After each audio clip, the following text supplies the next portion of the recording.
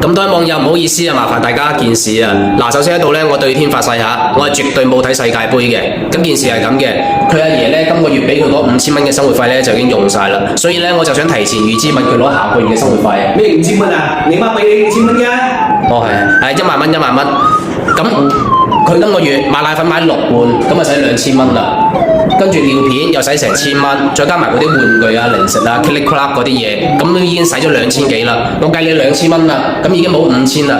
咁剩低嗰5000蚊，我咪買咗呢隻天眼博士嘅小琥珀 DHA 俾佢咯。多我傻嘅咩？呢次嘢5000蚊。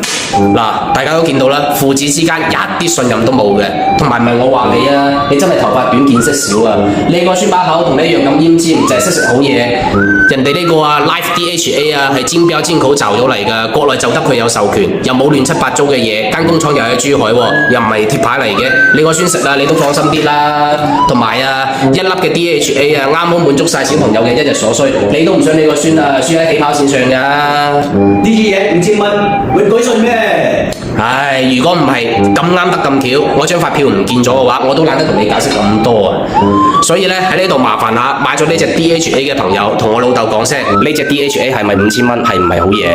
費事得又打我啦。唉，唔該晒，真係唔該晒。